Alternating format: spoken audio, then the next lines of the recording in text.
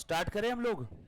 सोमना चलो आ जाओ, अच्छे से ध्यान देना। अकाउंटिंग कॉन्सेप्ट चल रहे थे, CA foundation principle and practices of account. Consistency concept कुछ बच्चों का बोलना एक बार फिर से बता दो। यस बेटा, बिल्कुल बता देता हूं, आ जाओ ध्यान दो। सो कंसिस्टेंसी की अगर मैं बात करूं तो ये कॉन्सेप्ट बहुत सिंपल सा और छोटू सा कॉन्सेप्ट है। इसका क्या कहना है, हे अकाउंटेंट सुन, जब भी तू अकाउंटिंग करेगा, फाइनेंशियल स्टेटमेंट्स बनाएगा, तब तूने क्या करना है, पिछले पीरियड में जो अकाउंटिंग पॉलिसी फॉलो किया था, सेम अकाउंटिंग पॉलिसी तूने इस पीरियड में भी फॉलो करना है। बराबर है क्या? देखो लिख रहा हूं मैं, you have to follow same accounting policies which you have been followed since last periods। पिछले पीरियड से जो आप फॉलो करते आ रहे हो, सेम पॉलिसी आपने इस पीरियड में फॉलो करना है। ये प्रीवियस ईयर है बेटा। प्रीवियस ईयर में इन्वेंट्री के वैल्यूएशन के लिए इन्होंने फॉलो किया था कॉस्ट और NRV whichever is lower. NRV net realisable value. मेरे पास इन्वेंट्री माल स्टॉक पड़ा है 10 क्वांटिटी, ये इस चीज की 10 क्वांटिटी, इसकी कॉस्ट थी 10 रुपीज, मार्केट वैल्यू हो गई 9 रुपीज। तो बोलो कॉस्ट और NRV, market value NRV, NRV मतलब क्या, नेट रियलाइजेबल वैल्यू। मार्केट में बेच के नेट मेरे हाथ में कितना रियलाइज होने वाला है, that will be called as NRV, net realisable value. So cost है 10, एनआरवी है 9। सो क्या हम लोग फॉलो करेंगे 9। ये हमारा पॉलिसी था, ये हमारा इन्वेंट्री वैल्यूएशन का क्या था, पॉलिसी था कि भैया हम हमारे इन्वेंट्री को वैल्यू करते हैं एट कॉस्ट और NRV whichever is lower. Sir NRV क्या रहता है, नेट रियलाइजेबल वैल्यू, मतलब मार्केट में बेच के आपके हाथ में कितना आ रहा है। सर कैसे निकालेंगे, selling price minus selling expenses. बरोबर है। डिटेल में कहां पे आएगा, इन्वेंटरी टॉपिक में। इन्वेंटरी एक सेपरेट टॉपिक है, आपको मालूम है ना। सो प्लीज ध्यान देना। सो ये हमारा पॉलिसी था कि इन्वेंट्री को हम लोग ऐसे वैल्यू करेंगे, ये हमारा पॉलिसी था। सेम पॉलिसी आपने स्प्रेड में भी फॉलो करना है, सेम सेम पप्पी सेम, बिल्कुल सेम, आप चेंज नहीं करोगे। ऐसा कौन बोल रहा है, ऐसा कंसिस्टेंसी कौन से बोल रहा है, मैं नहीं बोल रहा हूं, ऐसा कौन बोल रहा है, कंसिस्टेंसी। पिछले पीरियड में आपने जो डिप्रिसिएशन का मेथड फॉलो किया था, सेम आप इस पीरियड में भी फॉलो करोगे। ऐसा कौन बोल रहा है, कंसिस्टेंसी कॉन्सेप्ट बोल रहा है। बेटा ये बात समझ में आई कुणाल? अगर आप ऐसा कर रहे हो मतलब आप कंसिस्टेंसी कॉन्सेप्ट फॉलो कर रहे हो, और अगर आप ऐसा नहीं कर रहे हो मतलब आप कंसिस्टेंसी फॉलो नहीं कर रहे हो। ये बात समझ आई सभी को? पक्की बात, डन, ऑल सेट, यस। आ जाओ नेक्स्ट कॉन्सेप्ट बता रहे बेटा, सब्सटेंस और लीगल फॉर्म। हमने ये पढ़ा नहीं था ना अभी तक, आ जाओ फटाफट से। ये कौन सा नंबर है इसका, substance over legal form. Substance और लीगल फॉर्म बड़ा प्यारा कॉन्सेप्ट है मुन्ना, प्लीज ध्यान देना। इस कॉन्सेप्ट का कहना है, हे अकाउंटेंट सुन, you have to record the transaction और you have to prepare financial statement by looking into substance not legal form. Legal formality को चूल्हे में डालो और जो वस्तु स्थिति है, जो इकोनॉमिक रियलिटी है, जो सब्सटेंस है, उसे देख करके अकाउंटिंग करो। सर इसका एग्जाम्पल, पहले एग्जाम्पल लिखना चाहूंगा, बाद में बता दो इसका क्या कहना है। ये साल खत्म हो रहा है इस दिन 31 मार्च 2023, 1/4/2022 को साल स्टार्ट हुआ। ये हमारा एंड है साल का, फाइनेंशियल ईयर का एंड है, अप्रैल से लेकर नेक्स्ट ईयर 31 मार्च। सब लोग साथ में। इस दिन क्या बनेगी, इस दिन फाइनेंशियल स्टेटमेंट बनेंगे, यानी ट्रेडिंग P&L और बैलेंस शीट बनाने वाले। सेम डे मैंने BMW कार परचेस किया 70 लाख रुपीस का, लेकिन कार का जो इनवॉइस है, आरसी है, वो आने वाला है 10 अप्रैल 2023, और ये कौन सा ईयर है, नेक्स्ट ईयर है। सो भैया कार का आरसी, इनवॉइस, मेरे नाम पे रजिस्ट्रेशन नंबर, ये सारी चीजें कब आएगी, नंबर आ गया, आरसी वगैरह आना बाकी है, इनवॉइस आना बाकी है, नंबर आ गया। रेडी फॉर यूज हो गई क्या car, yes car ready for use है। बट इनवॉइस कब आएगा, इनवॉइस इस दिन नहीं आ रहा है, मतलब इस दिन मैं कार का लीगल ओनर हूं क्या, इनवॉइस कब आएगा? 10 अप्रैल 2023। देयरफॉर कार का लीगल ओनर कब बनूंगा मैं? लीगल ओनर इस दिन। लेकिन मुझे एक बात बताओ, वस्तु स्थिति को अगर आप देखोगे तो 31 मार्च को कार आ गई, यस। 31 मार्च को कार रेडी फॉर यूज हो गई, यस। तो भैया 31 मार्च को जो बैलेंस शीट की असेट साइड आप बनाओगे तो उसमें BMW कार 70 लाख रुपए की दिखा दो। अगर आप 31 मार्च को 70 लाख रुपीस की कार दिखा रहे हो, मतलब आपने सब्सटेंस और लीगल फॉर्म फॉलो किया। अगर आप नेक्स्ट पीरियड में दिखा रहे हो कार कि भैया नहीं मैं तो लीगल फॉलो करूंगा, सब्सटेंस गया चूल्हे में, अगर आप नेक्स्ट पीरियड में दिखा रहे हो मतलब आपने सब्सटेंस और लीगल फॉर्म फॉलो नहीं किया। सब्सटेंस और लीगल फॉर्म कहता है लीगल फॉर्मेलिटी को देख करके अकाउंटिंग मत करो, सब्सटेंस को देख करके अकाउंटिंग करो। यस और नो? ये बात समझ आई सभी को? सो आप सब्सटेंस और लीगल फॉर्म को देखते हुए कार इसी साल के बैलेंस शीट में दिखाओगे, अगले साल के बैलेंस शीट में नहीं। समझ में आ रहा है क्या? अगले साल के बैलेंस शीट में दिखाने का ऐसा डिसीजन नहीं लेंगे हम लोग। कब दिखाएंगे? इसी साल के बैलेंस शीट में। सर अगर कार अगले साल भी है तो अगले साल के बैलेंस शीट में भी आ जाएगा, बट इस साल के बैलेंस शीट में आने ही वाली है। इस साल के बैलेंस शीट में तो आएगी। क्यों? भले ही हम लोग इस बार लीगल ओनर नहीं है, भले ही हमारे पास कार का आरसी रजिस्ट्रेशन सर्टिफिकेट नहीं है, लेकिन पेमेंट कर दिया, कार आ गई, कार रेडी फॉर यूज है। तो सब्सटेंस वस्तु स्थिति क्या कहती है कि भैया कार को इसी बैलेंस शीट में असेट बोल के दिखा दो। पेमेंट कर दिया, कार का पोजीशन आ गया, रेडी फॉर यूज है, तो क्या हुआ? लीगल ओनर 10 दिन बाद बनेंगे। समझ में आ रहा है ना? तो क्या हुआ? लीगल ओनर 10 दिन बाद बनेंगे, लेकिन कार इसी बैलेंस शीट में अपने असेट बोल के दिखाना है। ऐसा कौन बोल रहा है? Substance over legal form. Anybody? हमने लीगल फॉर्मेलिटी के भी ऊपर किसको इज्जत दिया? सब्सटेंस को। सो सब्सटेंस ओवर लीगल फॉर्म। सो सब्सटेंस ये किसके ऊपर है? लीगल फॉर्म के ऊपर है। सो सब्सटेंस को देख करके अकाउंटिंग कर, सिर्फ लीगल फॉर्मेलिटी को मत चाटो। यस और नो? ऐसा कौन बोल रहा है? सब्सटेंस और लीगल फॉर्म। ये पॉइंट समझ में आए सभी को? पक्की बात। ये डायग्राम बना लो और लिख लो। सो हम लोग इसी साल के बैलेंस शीट में कार को असेट बोल के शो करेंगे। Since substance over legal form, SOLF, substance over legal form. बरोबर? ये बात समझ आई सभी को? पक्की बात, सिंपल है। सब्सटेंस को देख के डिसीजन लो, हर बार इकोनॉमिक रियलिटी को देख के डिसीजन लो, है ना? दो केस है।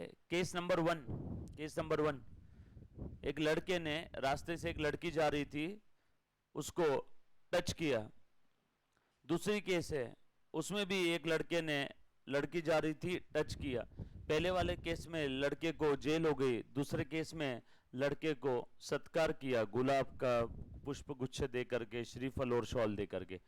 दोनों में टच किया, लेकिन दूसरे केस में क्यों टच किया? जहां लड़की जा रही थी आगे सांप बिच्छू काटा कुछ तो था, तो लड़के को दिख गया, लड़के ने लड़की को साइड में किया, इस कारण से टच किया। पहले केस में गलत इंटेंशन से टच किया। दोनों केस में सब्सटेंस में फर्क है, वस्तु स्थिति में फर्क है। पहले वाले केस में है ना क्या था? आपका इंटेंशन गलत था। दूसरे केस में सब्सटेंस और वस्तु स्थिति को देखते हुए दूसरे केस में उसका सत्कार हुआ, जान बचाई लड़की की। सो हर बार हम लोग लीगल फॉर्मेलिटी नहीं देखेंगे।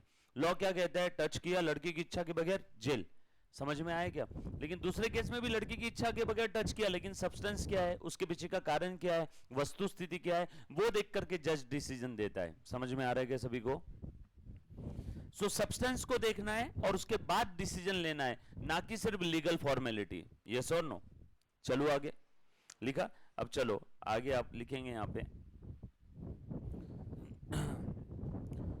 You have to record, you have to, इसी में लिखना है, यू हैव टू रिकॉर्ड और prepare financial statement by looking into substance. Bracket में देखो क्या लिख रहा हूं, नॉट जस्ट लीगल फॉर्म।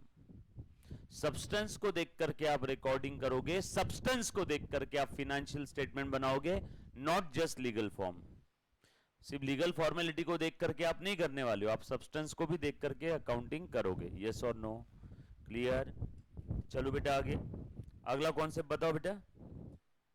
10 हो गए, 11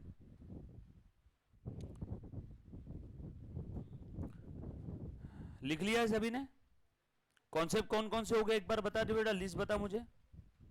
गोइंग कंसर्न हो गया, बिजनेस एंटिटी कॉन्सेप्ट हो गया, मटेरियलिटी हो गया, कंजर्वेटिज्म हो गया, अक्रूवल हो गया, फुल डिस्क्लोजर और डिस्क्लोजर कॉन्सेप्ट हो गया, मनी मेजरमेंट हो गया, रेवेन्यू मैचिंग हो गया, कंसिस्टेंसी हो गया, कॉस्ट कॉन्सेप्ट हो गया, और सब्सटेंस ओवर लीगल फॉर्म भी हो गया। इतने को मनी मेजरमेंट नहीं हुआ, कौन सा हुआ फिर? मनी मेजरमेंट बाकी है। मटेरियलिटी हो गया, मटेरियलिटी हो गया, ये बाकी है ना हमारा। हाँ ले लिया ना मटेरियलिटी, की बाकी है? हो गया मटेरियलिटी। रेवेन्यू मैचिंग बाकी है। इसमें से ये लिस्ट में कोई कॉन्सेप्ट बाकी है हमारा? मनी मेजरमेंट बाकी है। आगे की और कॉन्सेप्ट ये देखो, और कौन कौन सा है? प्रूडेंस है, कॉस्ट मैंने लिखा था क्या? कॉस्ट लिख लिया, prudence, going concern, consistency, accrual. Going concern भी हमने देख लिया, प्रूडेंस बाकी हमारा, और दो कोई तो कॉन्सेप्ट छूट रहे हैं। रियलाइजेशन बाकी है, और पीरियोडिसिटी बाकी है, और एक कोई तो छूट रहा है। हाँ दैट्स इट, गेम ओवर। ये 1 2 3 4 5 5 कॉन्सेप्ट हमारे बाकी है, वन बाय वन। पहले है ना 10 हो गए। इसमें किसी बच्चे को अगर कोई डाउट है तो एक बार पहले पूछो, कोई भी जो हमने अभी तक पढ़े, ऑनलाइन और ऑफलाइन वाले बच्चे जो जो हमारे हो गए, इसमें किसी बच्चे को कोई doubt? Anybody, any kind of doubt? पक्की बात?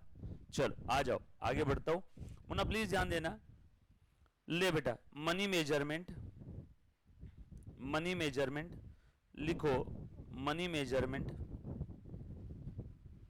लिख बेटा, मनी मेजरमेंट। ठीक है, बहुत ही प्यारा कॉन्सेप्ट है, नाम में आपको मीनिंग समझ में आया होगा, एकदम आसान है। You have to record only those transactions which you can measure in money or money's worth. That's it. Hey accountant सुन, तूने सिर्फ वही ट्रांजेक्शन रिकॉर्ड करना है जो तू पैसा या पैसे की कीमत में मेजर कर सकता है, और बाकी कोई नहीं। इसीलिए लव, सेंटिमेंट, इमोशंस, अफेक्शन, प्यार, मोहब्बत, झगड़ा, वॉर, इस सारी चीजों का अकाउंटिंग नहीं होता है ना। कोई डायरेक्टर छोड़ के चला गया, अकाउंटिंग नहीं होगा। डायरेक्टर की डेथ होगी, अकाउंटिंग नहीं होगा। 2 डायरेक्टर के झगड़े चल रहे, अकाउंटिंग नहीं होगा। किसी डायरेक्टर का उसके सेक्रेटरी के साथ अफेयर है, अकाउंटिंग नहीं होगा। भले ही बिजनेस पे इंपैक्ट हो रहा है, बट अकाउंटिंग नहीं होगा। यस और नो? क्यों? क्योंकि इसका इंपैक्ट धंधे पे होता है, लेकिन कितने रुपए का इंपैक्ट होता है ये हम लोग पता नहीं लगा सकते, इसीलिए इसका अकाउंटिंग नहीं होगा। लिखो, यू हैव टू रिकॉर्ड, ये सारे कॉन्सेप्ट किसको बोल रहे बेटा? अकाउंटेंट को। You have to record only those transactions which you can measure in money or money's worth, which you can measure in money or money's worth. Yes or no? ये बंद कर दूं कि रहने दो ऐसे? पक्का?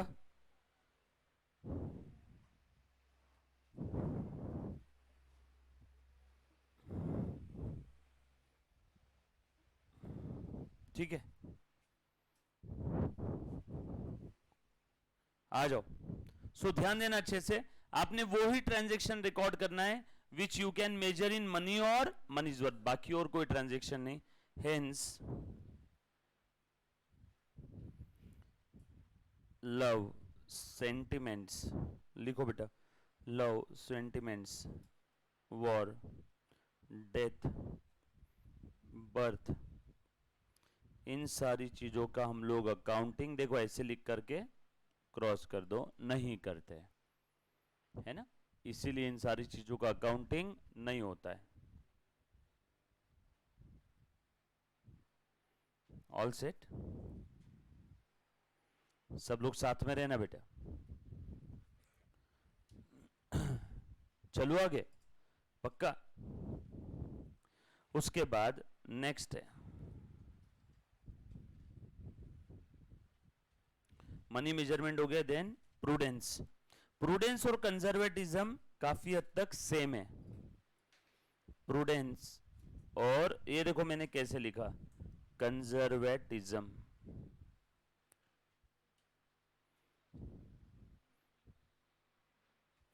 चलो देखो मुन्ना प्लीज ध्यान देना। प्रूडेंस कहता है आप आपकी असेट और इनकम को बढ़ा चढ़ा के नहीं दिखा सकते, कोई अधिकार नहीं है आपको। और आप आपके एक्सपेंस और लाइबिलिटी को अंडरस्टेट यानी कम करके नहीं दिखा सकते। सर समझा नहीं। देखो प्रूडेंस कॉन्सेप्ट का मर्डर हो जाता है कब मालूम है क्या? ये लड़की वाले हैं और ये लड़के वाले, लड़के वाला लड़की वाले के यहाँ पे जाता है, सबकी मीटिंग चल रही है और पहला सवाल उससे पूछा कि लड़के के पास कोई असेट, खुद का फ्लैट घर वगैरह है? शादी की बात चल रही है ना, शादी की बात चल रही है और लड़के को पूछा खुद का कोई घर वगैरह है? लड़के ने बोला हाँ है ना। उसको पूछा फ्लैट है? लड़का बोलता है यस। एक्चुअल में फ्लैट नहीं था। एक्चुअल में फ्लैट था क्या? नो।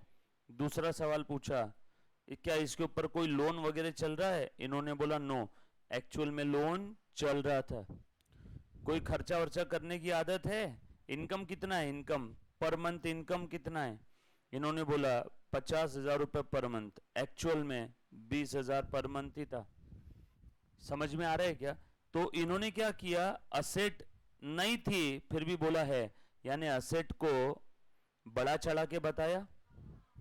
लोन नहीं था, लोन था फिर भी बोल रहे लोन नहीं था। लाइबिलिटी को लोन और लाइबिलिटी को कम करके बताया। एक्चुअल में लोन भरपूर लेके बैठा था वो 4-5 बैंकों से, लेकिन फिर भी क्या बोलता है लोन नहीं है, लाइबिलिटी को कम करके बताया। इनकम 20,000 की थी, कितना बताया? 50,000। ये झूठ बोला ना, है ना। ये इन्होंने बड़ा चढ़ा के बताया। यहां पे इनकम बड़ा चढ़ा के बताया क्या? सो अगर वो ये कर रहे मतलब इन्होंने किसका दिल तोड़ दिया? Prudence here prudence not followed. यहां प्रूडेंस कॉन्सेप्ट फॉलो नहीं हुआ। आप आपकी असेट और इनकम को और एक्सपेंस और लाइबिलिटी को बड़ा, असेट और इनकम को बड़ा चढ़ा के नहीं दिखा सकते और एक्सपेंस और लाइबिलिटी को कम करके नहीं बता सकते। इसके ऊपर लोन था बट फिर भी क्या बोलता? लोन नहीं है। लाइबिलिटी कम करके बताई। इसके खर्चे बहुत थे महीने के, शौक पानी बहुत थे, बोलता है 1 रुपए का खर्चा नहीं है। एक्सपेंस को कम करके बताया। इनकम कम थी 20,000 की, क्या बताया? 50। इनकम बड़ा चढ़ा के दिखाया। असेट थी नहीं, फ्लैट था ही नहीं कोई, क्या बोलते फिर भी हमारा एक फ्लैट है लेके रखा हुआ इन्वेस्टमेंट। यस और नो, असेट बड़ा चढ़ा के बताए। सो आप आपकी असेट और कमाई को बड़ा चढ़ा के मत बताओ, एक्सपेंस और लाइबिलिटी को कम करके मत बताओ। सर आपने बोला ये और कंजर्वेटिज्म मोर और लेस सेम है, कैसे? बताता हूं। ये लिख लिया सभी ने? लिखो लिखो बेटा।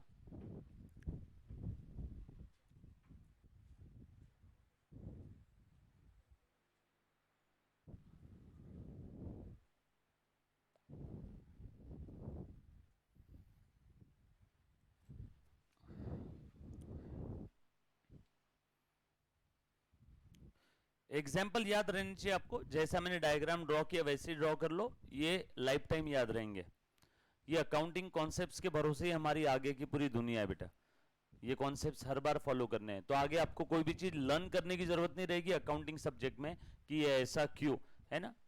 तो आपको हर चीज के पीछे का वजह पता रहेगा। आपके पास हर क्यू का ए रहेगा, हर क्यू का क्वेश्चन का ए आंसर रहेगा आपके पास।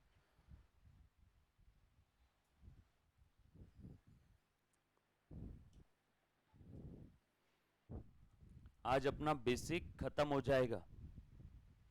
आज हम लोग हमारे सब्जेक्ट के अंदर एंटर करेंगे, ठीक है।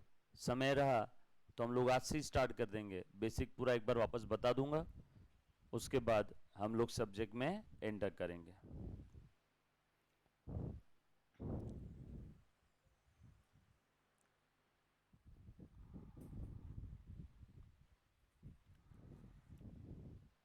डन? लिखा बेटा सभी ने?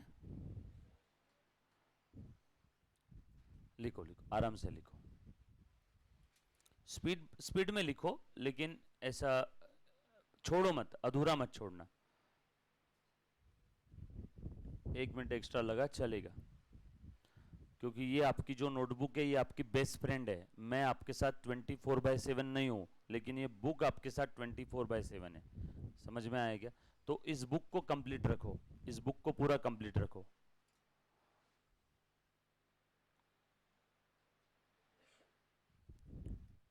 और ये बुक हमेशा संभाल के रखना, आगे आप आपके बच्चों को भी दिखाना कि देख कितनी पढ़ाई किया था पहले। हाँ मेरे पास है, मेरी काफ़ी सारी किताबें मेरे पास संभाल के रखी, इनफैक्ट बच्चों की भी है। ऐसा है कि पूरी लाइब्रेरी बन जाएगी घर में। वही तो मेमोरी है यार, उम्र के 50-60 के बाद में क्या करेंगे, बस वही देखते बैठने का, पुरानी चीज़ें है ना, ओल्ड एज। बट तब तक बहुत मेहनत करना पड़ेगा, ताकि देखने के लिए बहुत सारी चीज़ें रहे अपने पास। चलो बढ़े हम लोग आगे। अब ध्यान देना, अब आपका कहना था सर प्रूडेंस और कंजर्वेटिज्म दोनों सेम कैसे, मैं वो लॉजिक बता रहा हूं, प्लीज ध्यान दो, समझो अच्छे से। देख बेटा क्या कहना है इसका, जब भी आपको कोई चीज में डाउट है ना बेटा, तब के तब प्लीज पूछना, पेंडिंग मत रखना। हाँ आ जाओ। अब देखो, आप सभी को मालूम है कंजर्वेटिज्म कहता है, ए मुन्ना प्लीज ध्यान दे, एंटीसिपेट, एंटीसिपेट फ्यूचर, लिखते जाओ मेरे साथ साथ, एक्सपेंसेस एंड लॉसेस।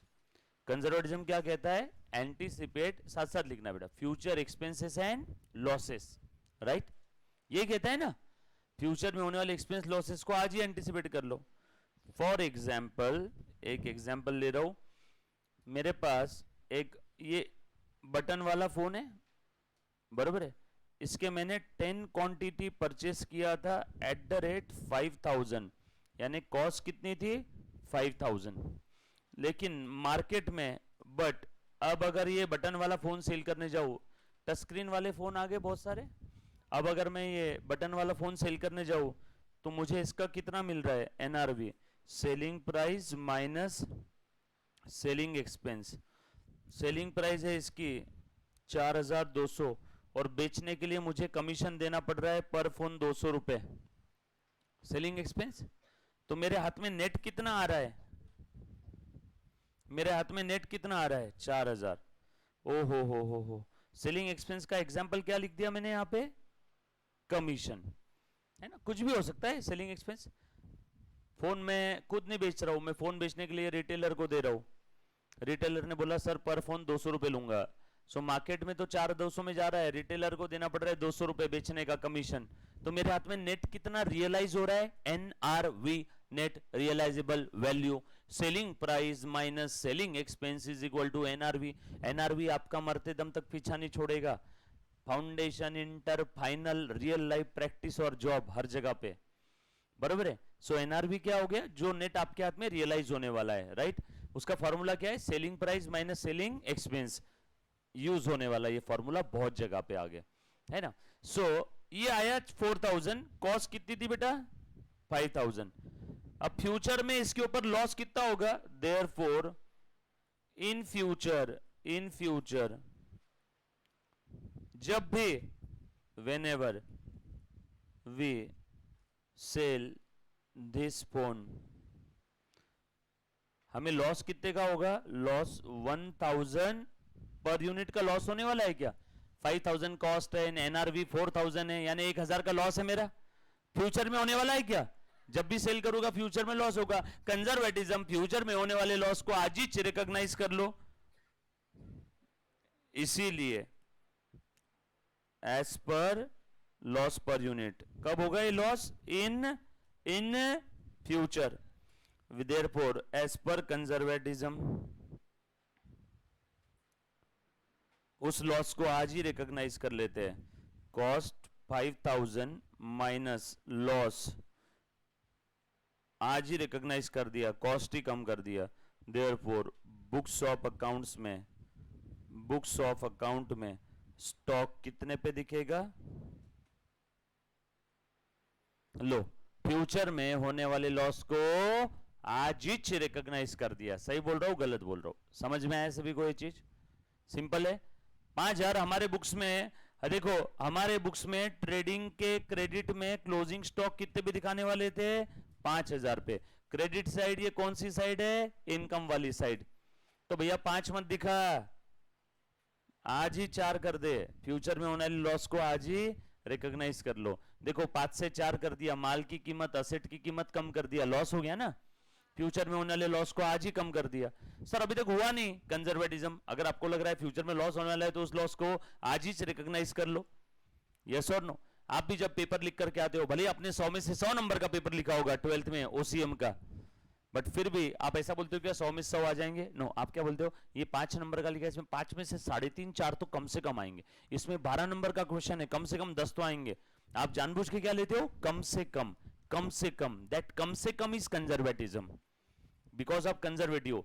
कोई ऐसा बच्चा सोचता है मैं ये थ्योरी क्वेश्चन 10 नंबर का लिखा, इसमें 10 में से 10, कोई नहीं बोलता। 9 बोल देगा, 9.5 बोल देगा। आप कम बोलते हो जानबूझ के। कम क्यों बोलते हो? कहीं ना कहीं आप भी आज रोज की लाइफ में आपके बैक ऑफ द माइंड में कंजर्वेटिज्म को फॉलो करते हो।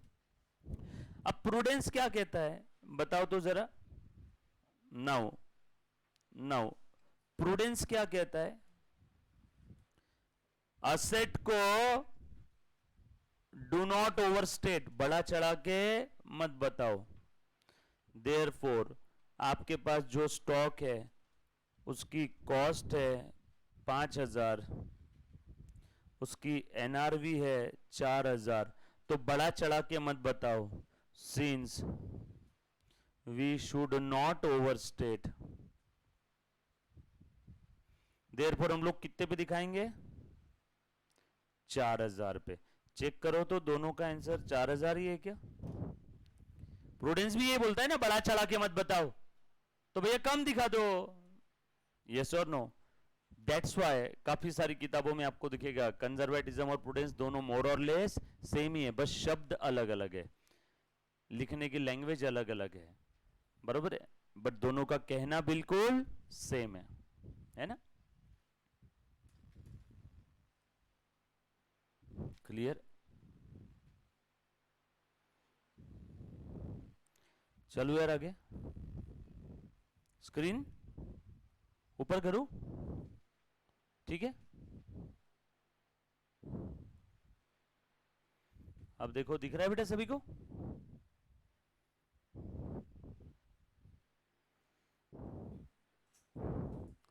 Okay, all set.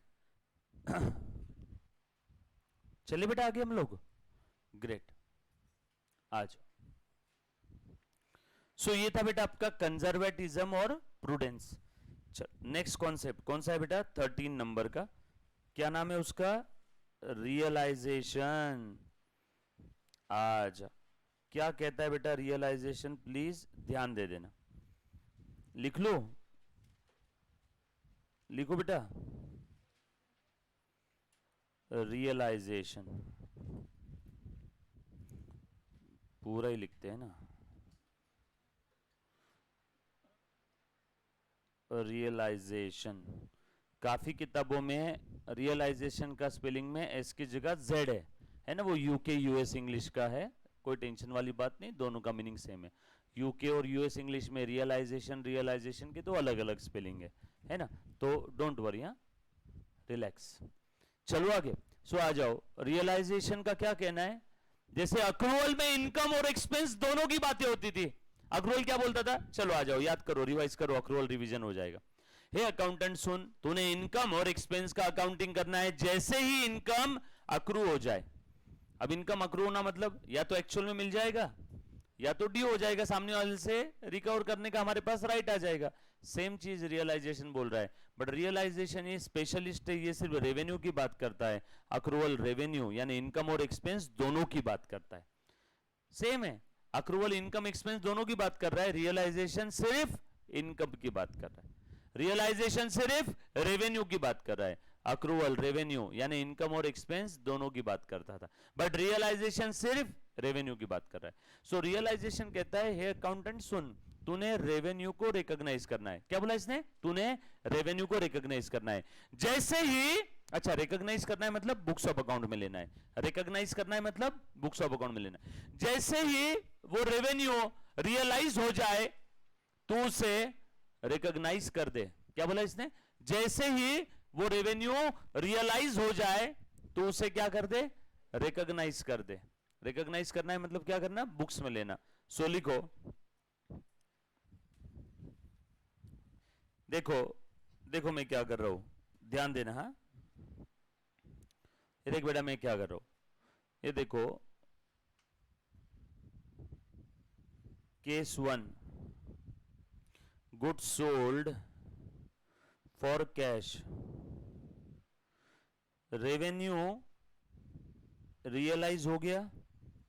हाँ, yes. Case 2, goods sold on credit, क्या यहां पे रेवेन्यू रियलाइज हो गया? यहां पे भी यस। सर पैसा तो आया नहीं। किसने बोला रियलाइज होना मतलब एक्चुअल में पैसा मिलना? रियलाइज होने का मतलब क्या है? सिंस रियलाइज का मतलब है या तो एक्चुअल में पैसा मिल जाना, जो कि केस 1 में था, एक्चुअल रिसीट, या फिर लीगल राइट मिल जाना उसे रिकवर करने का, legal right to recover is received. ये कहां पे था? केस 2 में। ये कहां पे था? केस 1 में।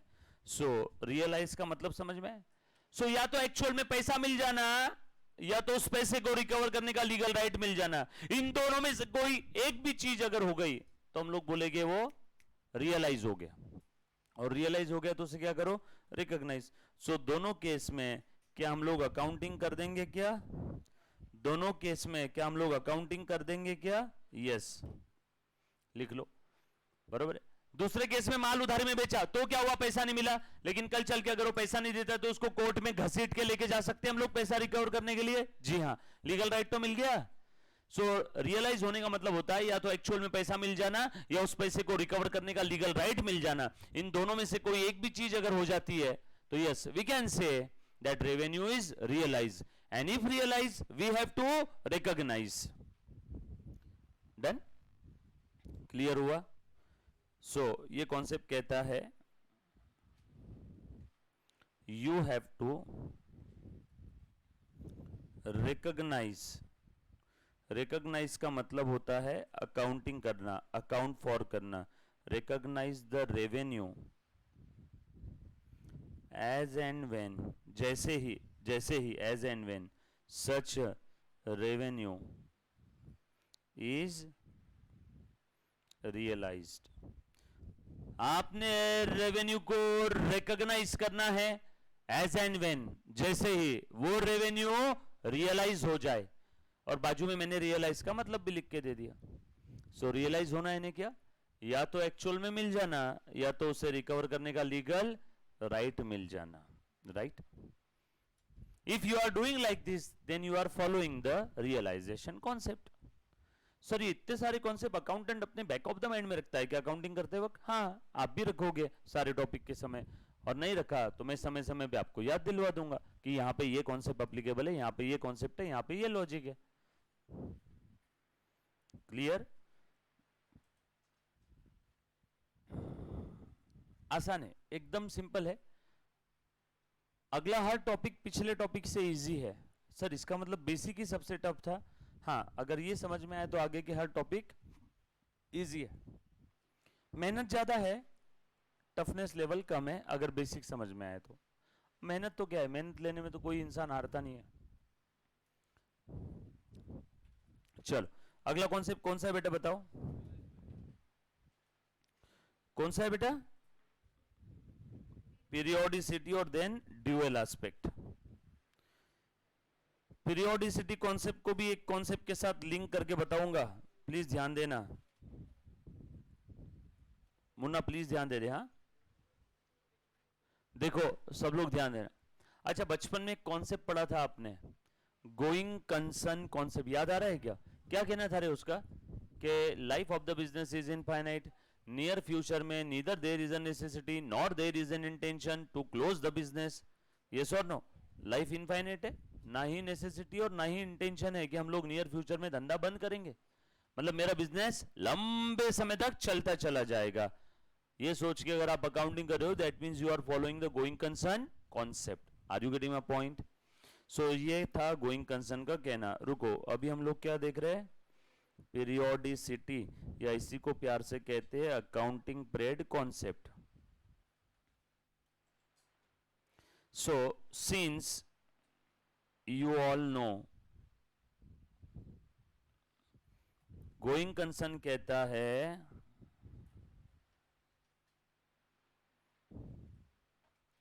that life of business is infinite। सही बोल रहा हूं ना? नियर फ्यूचर में धंधा बंद नहीं होगा। देखो एरो बना दिया, अभी एरो कहां तक भागेगा हमें नहीं मालूम। यस और no? So life of the business is infinite. अच्छा भाई साहब एक छोटू सा सवाल पूछ रहा हूं, सबने जवाब देना है। हाँ जो भी बच्चा ऑनलाइन ऑफलाइन है सब लोग ध्यान दो, जो रिकॉर्डेड देख रहा है उसने अपने आप से बात करना है और रिसर्च सोचना है। सामने हरीश सर खड़े, चलो आ जाओ। सो प्लीज ध्यान देना बेटा। मुझे बात बताओ, कोई भी काम का रिजल्ट कब आता रे? काम खत्म होने के बाद या काम खत्म होने के पहले? काम खत्म होने के बाद रिजल्ट आता है, उसके पहले तो नहीं आएगा। सो बिजनेस का रिजल्ट कब आएगा? बिजनेस खत्म होने के बाद। सही बोल रहा हूं ना? कॉमन सेंस तो यही कहता है। काम का रिजल्ट कब आता है? कोई भी काम का बोलो, आपके एग्जाम का रिजल्ट कब आता है? एग्जाम खत्म होने के बाद। कोई भी काम का रिजल्ट कब आता है? काम खत्म होने के बाद। तो वैसे देखा जाए तो बिजनेस का रिजल्ट कब आना चाहिए था? बिजनेस खत्म होने के बाद। लेकिन बिजनेस तो गोइंग कंसर्न है। सो क्या धीरूभाई अंबानी रिलायंस का प्रॉफिट जाने बगैर ही ऊपर चले गए थे? बिजनेस का रिजल्ट कब आएगा? बिजनेस खत्म होने के बाद। बिजनेस कब खत्म होगा पता नहीं, गोइंग कंसर्न, बिजनेस तो चलता चला जाएगा, है ना? कितनी बड़ी तकलीफ में आ गए थे हम लोग। सोचो जब पीरियोडिसिटी कॉन्सेप्ट नहीं था, फिर वहां पे हमें बचाने कौन प्रकट हुआ? Periodicity concept. उसने बोला डरो मत, बिजनेस का लाइफ इनफाइनाइट है। तो क्या हुआ? आपको बिजनेस के रिजल्ट जानने के लिए इनफाइनाइट लाइफ खत्म होने का इंतजार करने की जरूरत नहीं है। अब मैं आ गया हूं। चलो उस इनफाइनाइट लाइफ को हम लोग छोटे छोटे टुकड़ों में तोड़ देते हैं, और ये छोटे छोटे टुकड़े कितने मंथ के? 12 मंथ के। इसी 12 मंथ के टुकड़ों को आप लोग प्यार से क्या कहते हो? Accounting year. इसी को आप लोग प्यार से क्या कहते हो? Accounting year, accounting period, financial year. Are you getting my point? Yes और नो?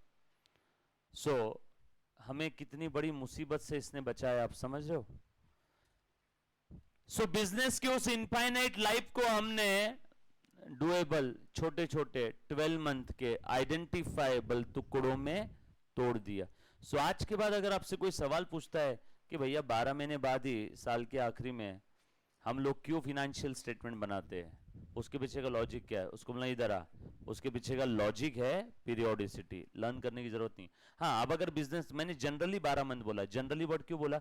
अब अगर किसी ने बिजनेस ही स्टार्ट किया जनवरी में, तो उसका पहला अकाउंटिंग ईयर 3 महीने का ही रहेगा। मार्च में उसका पहला अकाउंटिंग ईयर क्लोज हो जाएगा, लेकिन उसके बाद के 12 मंथ के।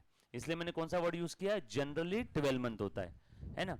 अगर हर बार 12 मंथ होता तो मैं क्या बोलता? हर बार 12 मंथ ही है, but generally 12 month means first year में 12 मंथ से कम पीरियड भी हो सकता है। Are you getting my point? Yes और नो? क्लियर है? यहां तक किसी बच्चे को कोई डाउट है? सो कितना प्यारा कॉन्सेप्ट है, देखो हमारी मुसीबत को इसने सॉल्व कर दिया। समझ में आए सभी को? चल सो नेक्स्ट, पीरियोडिसिटी का बस इतना ही कहना है, और यही वो कॉन्सेप्ट है जिसकी वजह से at the end of accounting period हम लोग फाइनेंशियल स्टेटमेंट बनाते हैं। अच्छा मुझे एक बात बताओ, बिजनेस का लाइफ चलता चला जाता है, हमने 12 मंथ के टुकड़े में तोड़ दिया, तो क्या वो अलग हो जाएगा क्या? नो, वहां पे कट ऑफ पॉइंट है, यहाँ पे हम लोग हमारे रिजल्ट्स कैलकुलेट करते हैं, बट बिजनेस चल ही रहा है। फिर से 12 मंथ के टुकड़ों में तोड़ दिया, बट बिजनेस चल रहा है। फिर से 12 मंथ के टुकड़े में तोड़ दिया, बट बिजनेस चल रहा है। बिजनेस रुक नहीं रहा है। यस और नो? क्लियर है? बहुत सिंपल सा कहना था इसका। पीरियोडिसिटी कॉन्सेप्ट ने बिजनेस के इनफाइनाइट लाइफ को 12 मंथ्स के इंटरवल में ब्रेक कर दिया, दैट्स इट, सिंपल। चलो आगे। उसके बाद last but not the least, यहां पे ऐसा लिख देना अकाउंटिंग ईयर के ब्रैकेट में, because of periodicity. Most important, dual aspect concept. चलो इसके पहले हमने देखा नहीं ना ड्यूअल एस्पेक्ट अभी तक, सब लोग साथ में रहना बेटा।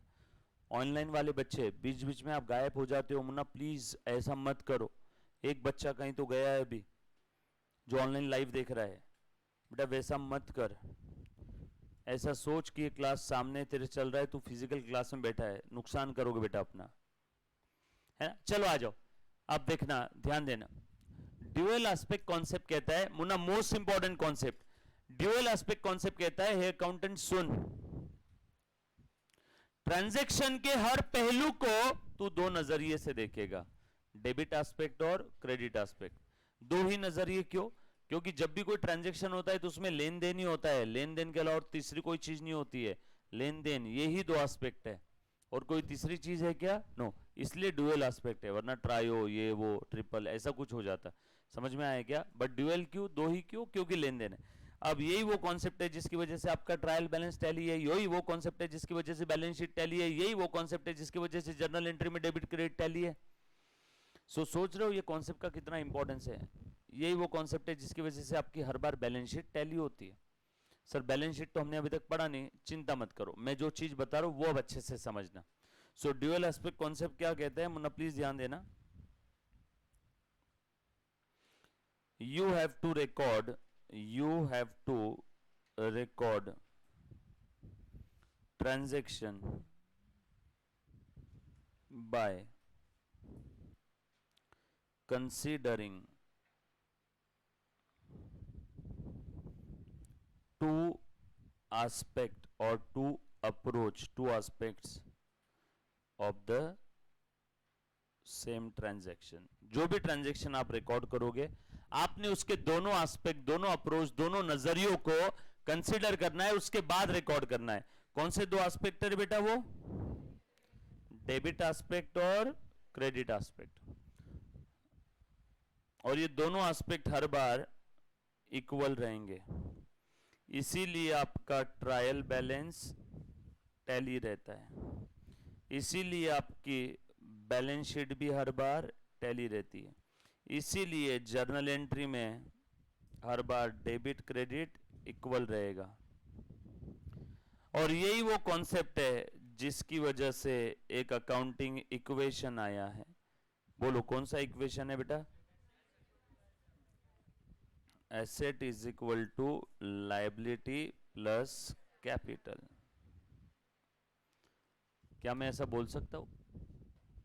यस और नो? सिंपल है। अब इस इक्वेशन को हम लोग चेक करेंगे, क्या ये सच में हर बार टैली रहता है क्या? चेक करना पड़ेगा ना। अब इस इक्वेशन को चेक करेंगे। अब अच्छे से ध्यान देना, सब लोग पहले लिख लो, फिर उसके बाद अब आपसे मेहनत करवा के लेने वाला हुआ आज। अब हम लोग चेक करेंगे क्या हर सिनारियो, हर ट्रांजैक्शन, हर इवेंट के समय क्या ये इक्वेशन टैली होता है क्या, है ना। चेक करते। सर कैसे चेक करेंगे बताता हूं। ये लिख लिया सभी ने? लिखो, जर्नल एंट्री में डेबिट और क्रेडिट हर बार इक्वल रहेगा, लास्ट वाला पॉइंट ये लिखा बेटा। लास्ट कॉन्सेप्ट है, हमने अकाउंटिंग के मीनिंग से स्टार्ट किया था, देखो धीरे धीरे धीरे धीरे जर्नल एंट्री से लेकर के कॉन्सेप्ट तक आ गए, है ना। एक बार क्या क्या हमने बेसिक में देखा, वापस एक बार स्क्रीन पे लिखूंगा, है ना। उसके बाद बेसिक के आगे का और थोड़ा सा एक पार्ट बताऊंगा, उसके बाद बेसिक को हम लोग आज कंक्लूड करेंगे, और उसके बाद आप समय समय पे बेसिक रिवाइज करोगे, और जहां भी आपको डाउट आया मुझे पूछोगे, है ना। All online, live, virtual as well as face to face बच्चे सब लोग बेटा। चलो अब अच्छे ध्यान देना बेटा। अब हम लोग चेक करते हैं इसकी वैलिडिटी, प्रूफ, है ना, चेक करना है, अच्छे से ध्यान दो। सो ये हमारा इक्वेशन है, assets is equal to liabilities plus capital. अच्छा अब देखो, ए बेटा कैसे चेक करते हैं? है ना। 2 मिनट के लिए डेबिट क्रेडिट को साइड में रखना, डेबिट क्रेडिट को साइड में रखना। जैसे मैं आपको एक एग्जांपल, एक ट्रांजैक्शन बोल रहा हूं। ओनर ने धंधा स्टार्ट किया, 10,000 रुपए लेके आया। बोलो, ओनर ने बिजनेस में कितना लाया बेटा? 10,000 कैश। वो कैश कहां जाएगा? Asset, liability, capital. असेट में जा रही है कैश, कैश असेट में 10,000 कैश इंक्रीज हो गई क्या? ओनर लेके आए तो इसका दूसरा इंपैक्ट कहां जाएगा? दूसरा मतलब डबल एंट्री है ना, ड्यूअल एस्पेक्ट। दूसरा इंपैक्ट कहां जाएगा? कैपिटल बढ़ गया क्या? सो एक बार उसी 10,000 को कैश बोल के डेबिट किया, एक बार उसी 10,000 को कैपिटल बोल के क्रेडिट किया। Dual aspect. 10,000 दो बार नहीं लाया उसने, लाया एक ही बार। एक बार उसी 10,000 को डेबिट एस्पेक्ट के देखा और एक बार क्रेडिट एस्पेक्ट से देखा।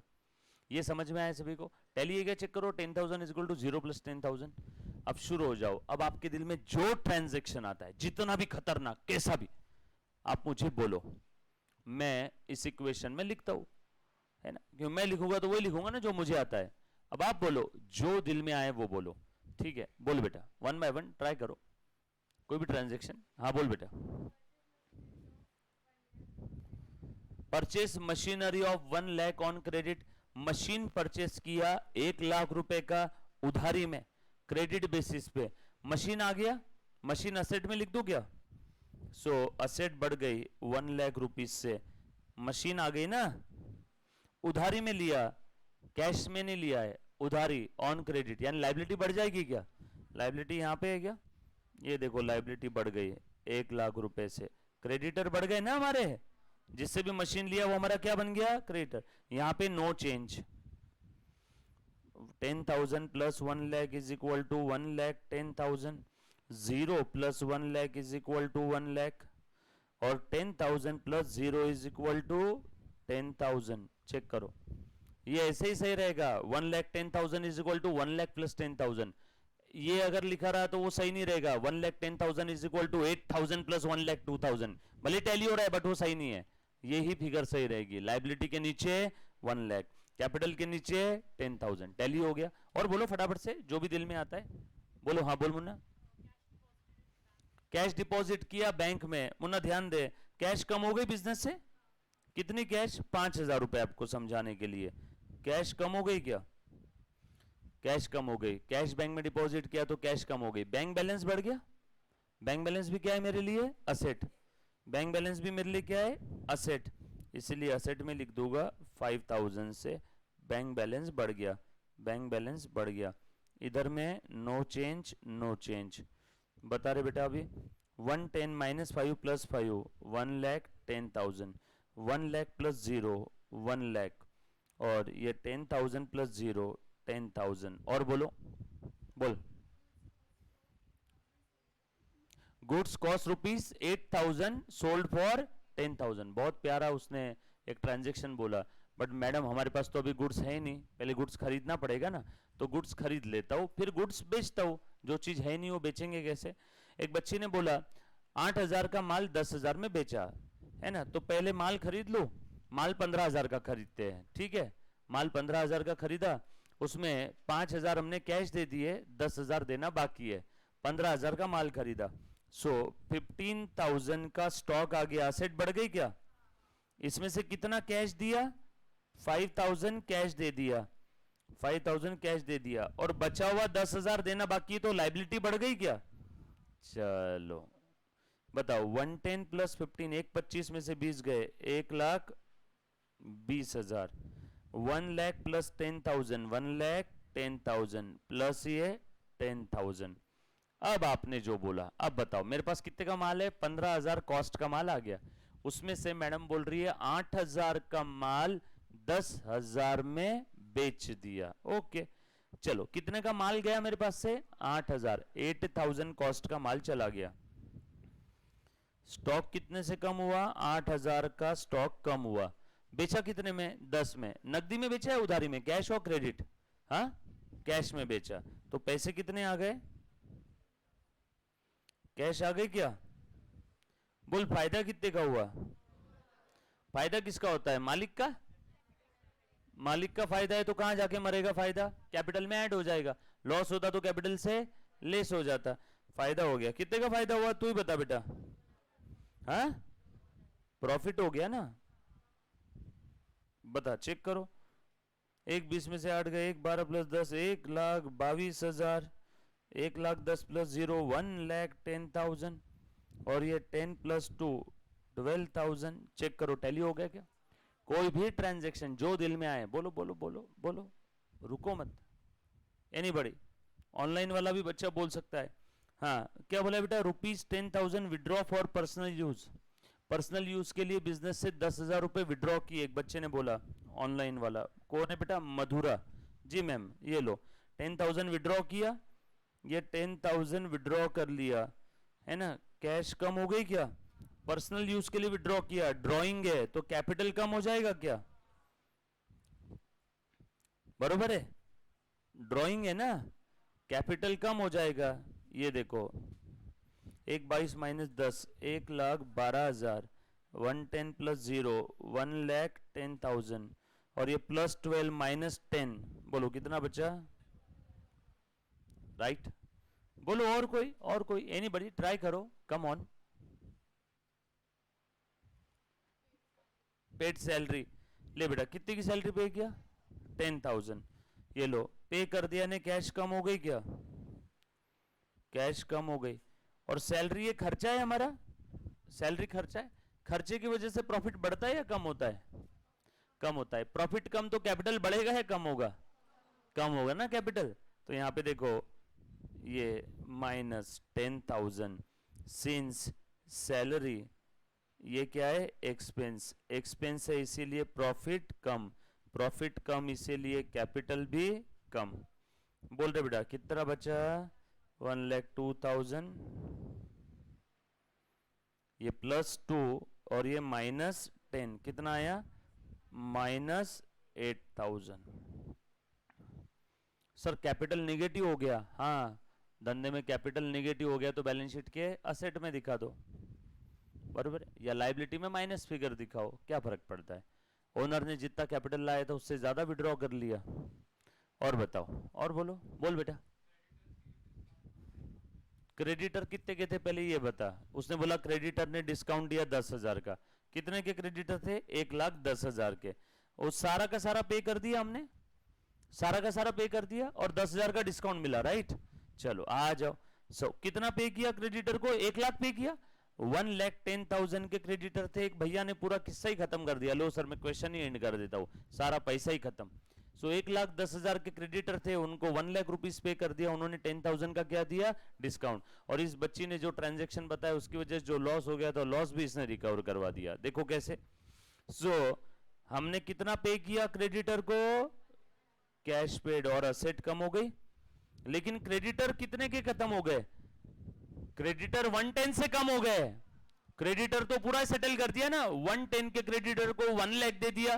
क्रेडिटर तो कितने से कम हो गए? 110 से। वाओ। क्रेडिटर कम हो गए 110 से, लेकिन पेमेंट कितना किया? 1,00,000। कैश कितने से कम हुई? कैश माइनस कितने से हुआ? 1,00,000 से। फायदा कितने का हुआ? फायदा कहां लिखो? कैपिटल में।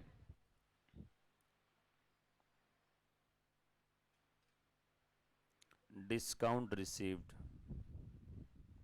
बोल रहे बेटा 2,000, 1,10,000 -110 0, -8 + 10। देखो ये लॉस जो था वो भी रिकवर हो गया। समझ में आया क्या? एनीबॉडी समझ में आया? हाँ बोल बेटा। Reserve for compensation. Reserve for compensation मत बोल, ऐसा बोल कि हमारे फैक्ट्री के अंदर में कभी कभार एक्सीडेंट होते रहते, तो हमें ऐसा लगता है कि हर बार उसके लिए कुछ ना कुछ हमें प्रोविजन करके रखना है ना? तो उसके लिए हमने रिजर्व और प्रोविजन क्रिएट किया। जैसे एक पिता अपने बेटी की शादी के लिए प्रोविजन बनाता है ना, कि बेटी की शादी होने वाली है 5 साल बाद, 10 लाख का खर्चा आएगा, तो हर साल वो प्रॉफिट में से कितना साइड में रिजर्व निकालता है? 2-2 लाख। तो ये वैसे भैया ने बोला reserve for compensation, reserve for doubtful debt, reserve for any liability, और प्रोविजन फॉर एनी लाइबिलिटी और एक्सपेंस, राइट? रिजर्व कहां से बनाते हैं हम लोग? जो सेविंग करते हैं, जो रिजर्व करते हैं, वो पड़ोस के प्रॉफिट से करते हैं, हमारे प्रॉफिट से करेंगे। चलो 1,000 रुपए का रिजर्व बनाया, तो देखो मैं ये 1,000 रुपए का, इधर में नो चेंज, इधर में नो चेंज, 1,000 रुपए का रिजर्व बना लू बेटा, तो प्रॉफिट से, ये प्रॉफिट से कम हो जाएगा, सिंस रिजर्व क्रिएटेड। अब फॉर कंपेंसेशन बोलो, फॉर डाउटफुल डेट बोलो, एनी रीजन, अपने को क्या लेन देन, रिजर्व बनाया प्रॉफिट कम हो गया, है ना, बराबर है। जैसे मैंने इस मंथ में कमाए हैं 2 लाख रुपए, है ना, प्रॉफिट कितना दिख रहा है 2 लाख, उसमें से मैंने 50,000 मेरे बेटी की शादी के लिए रिजर्व बना दिया, तो प्रॉफिट में से कितने निकाल रहा हूँ 50, तो प्रॉफिट बढ़ेगा या कम होगा, इसीलिए मैंने प्रॉफिट के सामने देखो माइनस लिखा, देखो प्रॉफिट कम हो गया क्या मेरा, और ये साइड में निकाल के मैंने कहां पे डाल दिया, रिजर्व में। रिजर्व भी किसका होता है, मालिक का ही होता है ना, बस वो अलग दिख रहा है वहीं पे, ये ले प्लस ये रिजर्व में मैंने कितने डाल दिए 1,00,000, ये रिजर्व बढ़ गया, प्रॉफिट कम रिजर्व बढ़ा, बता रहे बेटा 2 - 1 + 1, ठीक है क्या, बोलो anybody.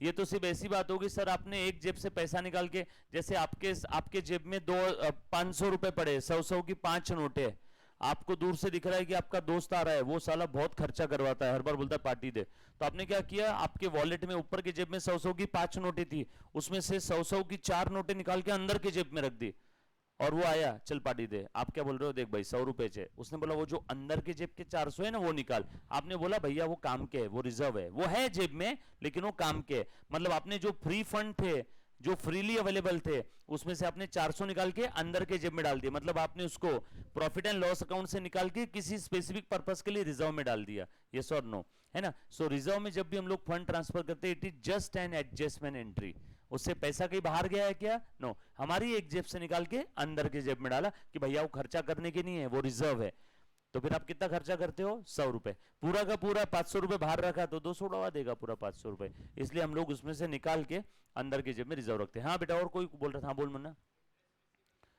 Interest receivable 1000 rupees, interest receivable यानी असेट बढ़ गई, कह रहे मुन्ना, ये असेट बढ़ गई, सिंस रिसीवेबल है ना, असेट है ना, इंटरेस्ट रिसीवेबल मतलब इंटरेस्ट कमा लिया, कमाई हो गई क्या, कमाई हो गई, इंटरेस्ट इनकम, इंटरेस्ट इनकम, इसकी वजह से प्रॉफिट बढ़ेगा या कम होगा, बढ़ेगा, प्रॉफिट बढ़ेगा तो कैपिटल भी बढ़ेगा, बोल बेटा। हाँ तो इसीलिए मिला नहीं तो क्या हुआ, भूल गए तो अक्रूवल कॉन्सेप्ट लो, इतना कब से तू प्यार में पड़ गया मिलने के, अक्रूवल क्या बोलता है, मिलो चाहे ना मिल लो, था ना प्रेजेंट, भले मिल लो ना मिल लो, कमा लिया ना, तभी तो तू रिसीवेबल लिख रहा है, हम लोग रिसीवेबल कब लिखते हैं, जब हमने कमा लिया, बराबर है क्या। और किसी बच्चे को बेटा डाउट क्लियर हो 1000% तो यहाँ बोलने तो डाउट पूछ, बोल बेटा। लाइफ किसकी लाइफ इंश्योरेंस, एम्प्लॉय का या ओनर का, ओनर का लाइफ इंश्योरेंस कितना पे किया 3000, पूरा ही पैसा खत्म कर दिया यार तूने तो, ये लो ये कैश पेड, बट ये ओनर का है, ड्राइंग है, तो कैपिटल कम हो जाएगा क्या, ये ले बेटा 0 0 0, बोलना बेटा। लोन गिवन, मैंने लोन दिया, अब पैसे किधर है मेरे पास, ओनर से और आया, ओनर से और आया 1000, ये 1000 आ गया ओनर से, और अब मैडम बोल रही है 500 का लोन दिया, 500 से कैश कम हो गई, और जिसको भी मैंने लोन दिया वो मेरा क्या बन गया, डेटर, ये डेटर भी असेट ही है क्या, सो कैश कम और डेटर बढ़ गए, नो चेंज नो चेंज, 1000 0 1000। आपको अंदर की बात बताऊं, आपने अभी अभी आपके जीवन की सबसे बड़ी बैलेंस शीट टैली की है, ये असेट साइड है और ये लायबिलिटी साइड है, और बच्चे बोलते बैलेंस शीट टैली नहीं होती, हर ट्रांजैक्शन के बाद आपने बैलेंस शीट टैली किया, सो बैलेंस शीट टैली करना बच्चों का काम है, और आप सब लोग बच्चे ही हो, आप ही का काम है, टैली हो गया बैलेंस शीट। सो कोई भी ट्रांजैक्शन रहा तो अब आज के बाद जीवन में ये कंप्लेंट मत करना कि सर बैलेंस शीट में डिफरेंस है, सभी आपने ही बताया ना, कहीं आएगा डिफरेंस, हर ट्रांजैक्शन के बाद बैलेंस शीट टैली हो गई है, यस और नो, क्लियर, पक्की बात। और किसी के दिल में कुछ छूट गया हो, कुछ रह गया हो, कुछ आ रहा है तो चलो, अब ये तो समझ में आया कि इक्वेशन सही बोल रहा है, ये इक्वेशन हर ट्रांजैक्शन में आपका टैली है, यस और नो।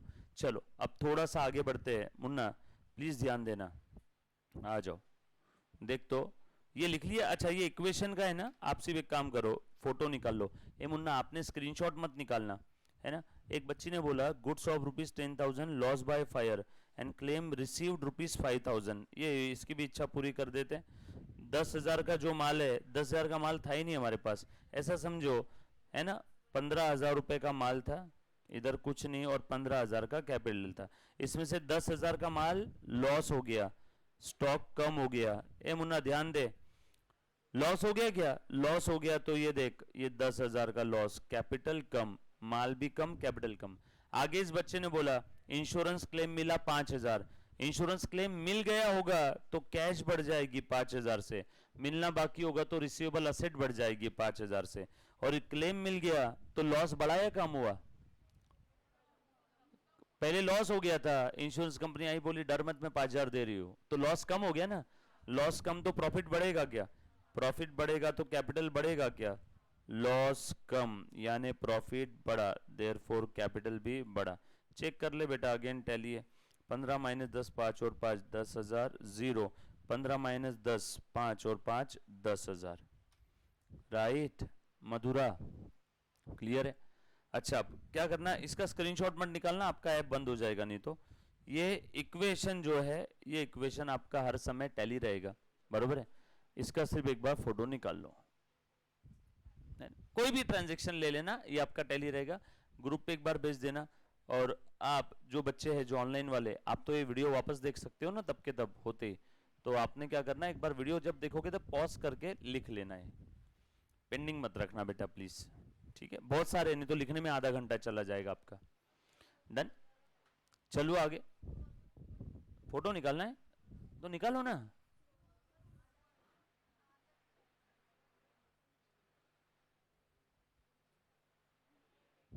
डन। भाई साहब क्या एकदम सेलिब्रिटी वाली फीलिंग आ रही है। बट सर है, सर साइड में हटो, वो उसका फोटो निकालना है। लिखो लिखो निकालो यार, आएगा मेरा भी दिन, एक दिन आएगा। 17 सितंबर को जब एब्स आएंगे तो फोटो भी निकालेंगे। हाँ ना यार, कैसे आएंगे भगवान जाने, अभी तक जिम चालू नहीं किया, चालू किया था वापस बंद हो गया यार। हाँ ना, जाएंगे जाएंगे, ये नार तेल तीला यावं लागेल। ले रे बेटा निकाल फटाफट से फोटो, निकाल लिया सभी ने?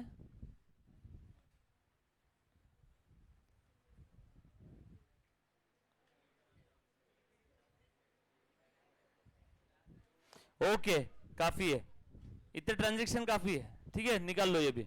All set.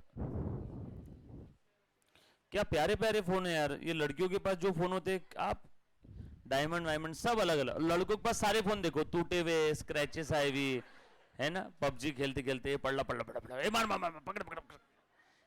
हमारे वहां पे उधर क्लास में कुछ बच्चे पबजी का ऐसा नशा लगा था ना, लिटरली एक बच्चे का फोन लेके मैंने फेंक दिया। बहुत पहचान का था, भरोसा था, उसके पापा वगैरह भी मेरे घर जैसे संबंध थे, तो उन्होंने बोला था इसको भी फेंक दिया रहता तो भी चलता बोले। अरे कंटिन्यूअस पबजी, कंटिन्यूअस पबजी, नशा है पबजी एक टाइप का, और पता ही नहीं चलता। फोन को चार्जिंग लगा करके खेलते हैं, बीच में बैटरी बंद नहीं, और वो बात करते रहते हैं ना उस पर, लाइव लाइव बात भी होती है ना सामने वाले दोस्तों से, गाली गलौज बातें सब चलते रहता उस पर। चलो अब ध्यान देना बेटा अच्छे से, मुन्ना आजा। अच्छा अब देखो, अब आप लोगों को क्या मैं ऐसा सोच सकता हूं कि अब आप लोगों को अकाउंटिंग का meaning, need, objective, basic terms, journal entries और अकाउंटिंग कॉन्सेप्ट्स, इतनी चीजें आप लोगों को पता है अभी आराम से? इसमें किसी बच्चे को कोई डाउट है? देखो तो जरा एक बार, मुन्ना प्लीज ध्यान देना, ध्यान देना आप सबने। ए बेटा देख तो, ए बेटा ध्यान देना, जर्नल एंट्री, मुन्ना प्लीज ध्यान देना, मेरे साथ साथ लिखना। मैं ट्रांजैक्शन बोलूंगा, ट्रांजैक्शन लिखूंगा नहीं, डायरेक्ट उसकी एंट्री पास करूंगा, ठीक है? ए बेटा प्लीज ध्यान दो। ओनर ने बिजनेस स्टार्ट किया विथ कैश, है ना? बहुत सिंपल है, अब भी जो बच्चा पैदा हुआ वो भी बोल देगा इसकी entry. Cash account debit to capital, cash बढ़ गई बिजनेस में, कैश असेट डेबिट बैलेंस बढ़ती है तो डेबिट करो। 10,000 रुपए उसने लगाए थे, 10,000 है, 10 एक दंडी मतलब 3 जीरो है समझ लो, 10,000 है, ठीक है? आप पूरा लिखोगे 10,000, 10 कॉमा 000। नरेशन नहीं लिख रहा हूं, बिजनेस स्टार्टेड विथ कैश। उसके बाद ओनर ने माल परचेस किया, गुड्स परचेस किया, परचेस का डेबिट बैलेंस परचेस किया, परचेस बढ़ेगा 2,000 रुपीज का, 2,000 का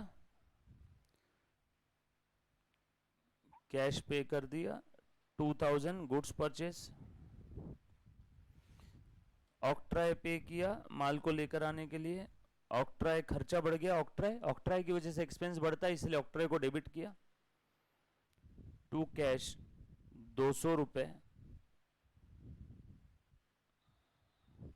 माल बेच दिया, cash account debit to sales, 5000 में माल बेच दिया,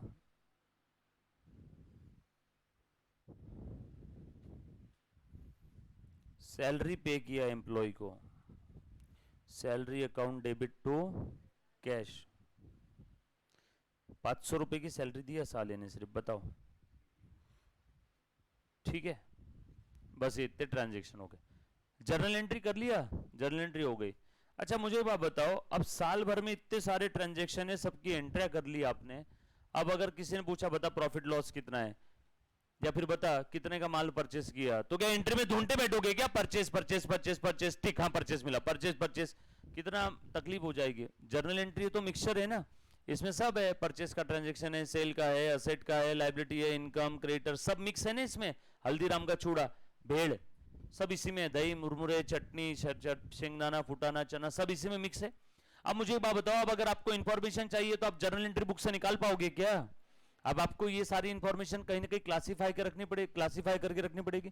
मेडिकल शॉप वाला एग्जांपल अपना बताया था क्या, मेडिकल शॉप वाला एग्जांपल, मेडिकल शॉप में सारी दवाइयां बीच में अगर एक जगह लाके रख दी जर्नल एंट्री बुक के अंदर में, जैसे सारे ट्रांजेक्शन रखे हुए, बोलो क्रोसिन मिलेगी क्या जल्दी? वो एक गोली के लिए 1 साल लग जाएगा ढूंढते ढूंढते, 1 लाख मेडिसिन है एक शॉप के अंदर में, समझ लो ऑन एन एवरेज। तो हम लोग क्या करते हैं, मेडिसिन को क्लासीफाई करते हैं, क्रोसिन क्रोसिन की जगह पे, कैंसर की दवाइयां कैंसर की जगह पे, ये दवाई ये जगह पे, सब क्लासीफाई करके रखा हुआ, इसलिए हमें फटाफट से सारी मिल जाती।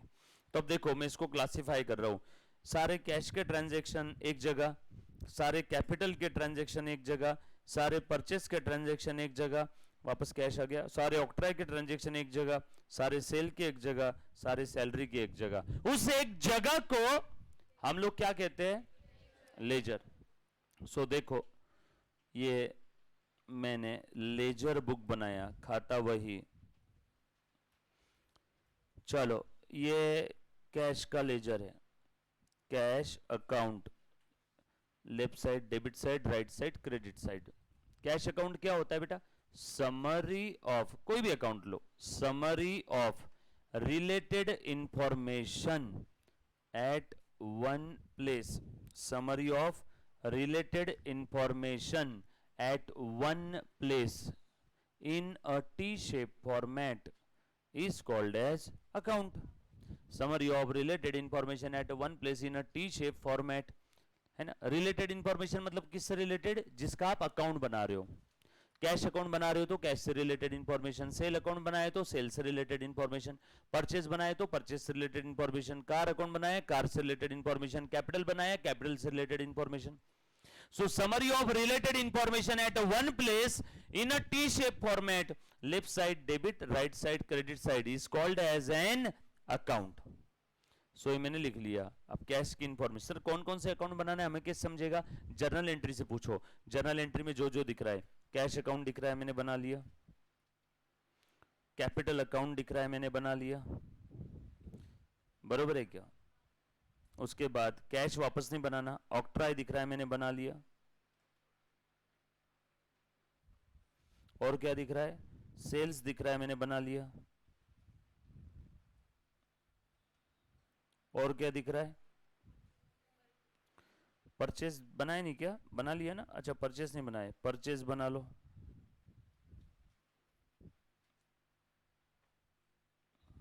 और कौन सा है, सैलरी बना लो। ये मैंने सारे अकाउंट बना लिए, left side debit side, right side credit side. किसी कोई तकलीफ है ना। जर्नल एंट्री से पूछो कौन कौन से अकाउंट्स है, बेसिक चल रहा है बेटा, है ना। जर्नल एंट्री से पूछो कौन कौन से अकाउंट बनाने, पोस्टिंग कर दो। पोस्टिंग कैसे करना है सर, देखो ए देख बेटे मुन्ना प्लीज ध्यान दे बोर्ड पे, कैश के एंट्री बताएगी कैसे पोस्टिंग करना है। कैश के डेबिट में जा, कैश के डेबिट में जा, और कैश डेबिट कितने से हुआ, 10,000 से, लिख दिया, हो गया पोस्टिंग। सर नहीं ना, वो टू बी भी लिखना पड़ता है ना, वो सब सेकेंडरी है। कैश के डेबिट में 10,000 लिख दिया, इसका ये अर्थ हुआ हिंदी भाषा में, कैश बढ़ गया, कैश का डेबिट बैलेंस बढ़ती है तो डेबिट करो, कम हुआ तो क्रेडिट करो। सो कैश बढ़ गया कितने से? 10,000 से। क्यों बढ़ा? अब आगे बोलो क्यों बढ़ा? क्योंकि कैपिटल आया। सो कैश के डेबिट में टू कैपिटल, डेबिट में क्रेडिट का, क्रेडिट में डेबिट का, और आप कैपिटल के क्रेडिट में जाओ, कैपिटल के क्रेडिट में जाओ, लिख दो 10,000। क्यों बढ़ा? कैश की वजह से। कैपिटल का क्रेडिट बैलेंस बढ़ता है तो क्रेडिट करो, कम हुआ तो डेबिट करो। देखो अपना रूल हर जगह अप्लीकेबल है, यस और नो, सिंपल है। Cash account debit to capital, cash के डेबिट में टू कैपिटल, कैपिटल के क्रेडिट में बाय कैश, बरोबर। पहली एंट्री की पोस्टिंग खत्म, दूसरे का लिखो, परचेस के डेबिट में टू कैश, कैश के क्रेडिट में बाय परचेस, कैश कम हो गई, क्यों कम हुआ?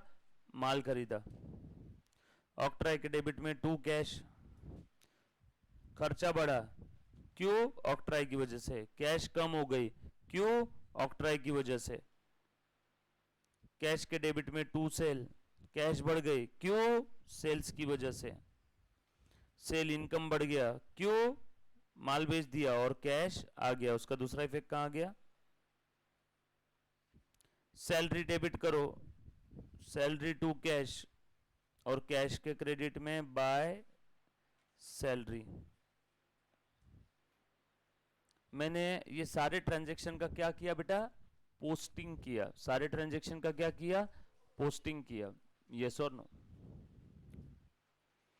डन। पोस्टिंग करने के बाद क्या करते रे बेटा? बैलेंसिंग। बैलेंस निकालना जरूरी ना।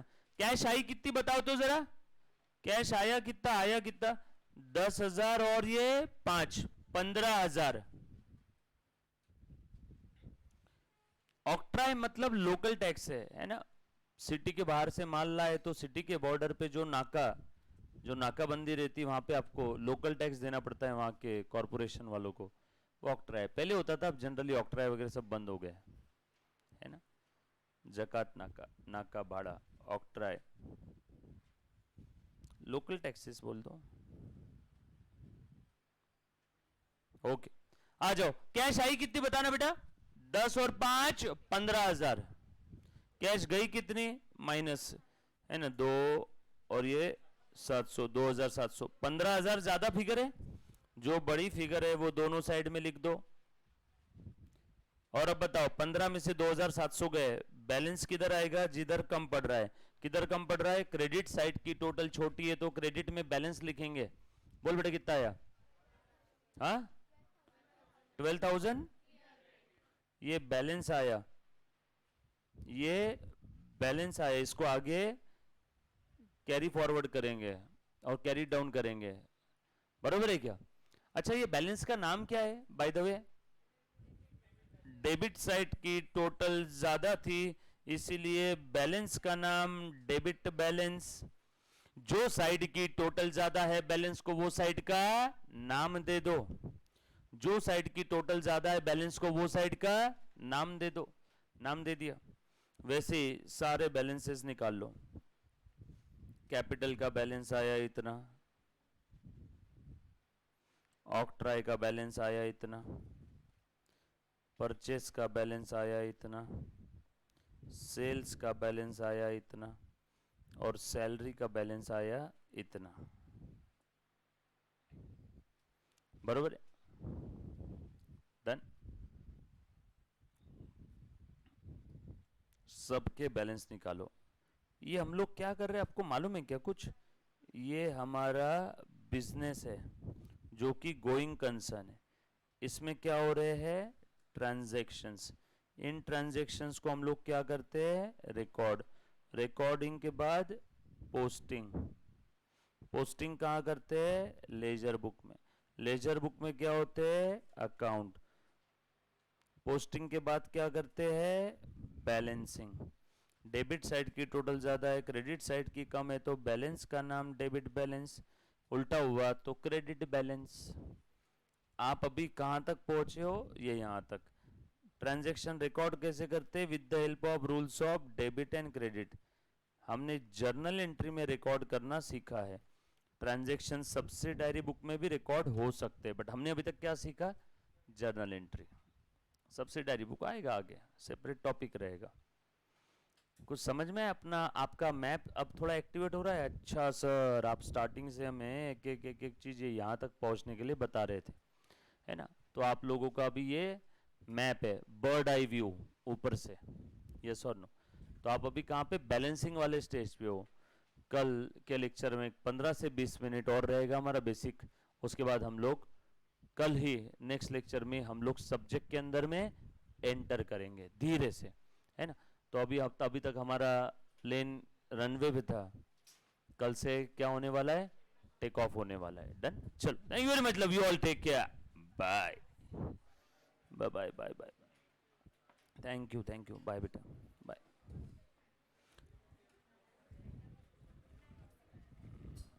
Balancing done, thank you, bye bye.